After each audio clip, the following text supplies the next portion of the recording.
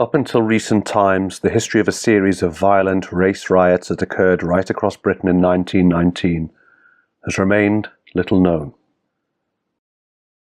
The bare facts are that throughout that year, riots broke out across the country.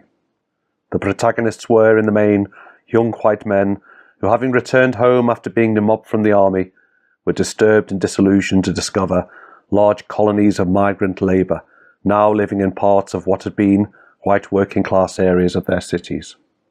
Former hopes of a better future following the end of the Great War were in stark contrast to the actuality of the circumstances the ex-servicemen returned home to.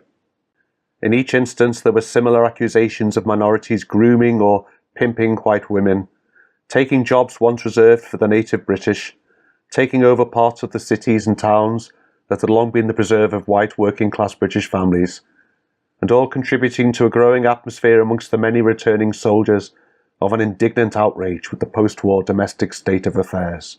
Trouble erupted simultaneously in Cardiff and Barry on the evening of the 12th. An article in the South Wales News on the 13th began by summarising the situation in both locations. Quote, "In a series of riots last night, 2 white men were killed and 16 injured. One of these, a discharged soldier with a record of 4 years war service, was fatally stabbed in Beverley Street, Cardiff, Barry. An extraordinary riot broke out at Cardiff too late last night. An argument developed into blows and a manhunt. The Negroes used revolvers and razors freely. A white man was gashed in the neck and died in the hospital. A soldier shot in the thigh, and a policeman hit by a large stone in the temple. When the crowd was dispersing peacefully along Bute Street, fresh shots rang out from a side street. The police leading, the mob made after the blacks, who vanished into a house.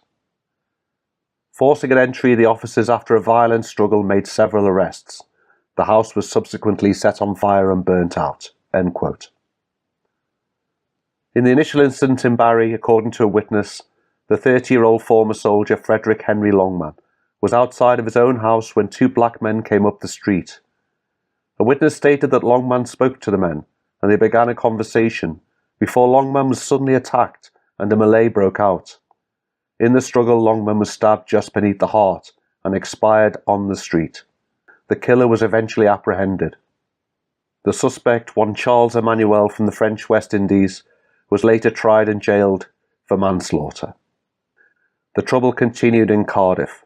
In the brawling and chaos, the crowds grew ever larger, and the police, struggling to maintain control, were unable to prevent an enraged crowd forcefully entering a bar where their quarry, a large group of armed blacks, had apparently gone to ground. Shots rang out as the crowd stormed the bar to overpower the gunmen, and an ex-serviceman named John Donovan was shot through the heart and another gashed on the head with a razor before the besieged Africans were finally arrested. The events underlined both the fractious and potentially incendiary results of forced multiculturalism, allied with the callous mercantile desires of a ruling class who sought to ensure with cheap imported labour profits over the well-being of the indigenous people. Unsurprisingly, when the history of that extraordinary year is being reviewed at all, it is digested as part of an ongoing historical revisionism that seeks to demonstrate racial prejudice and brutish bigotry on the part of the indigenous white British men, while simultaneously underlining the victimhood of the BAME participants. By examining the extant primary sources, sadly familiar but nevertheless disturbing, accounts of the insidious effects of modern multiculturalism can be found in all of its initial manifestations here in Britain.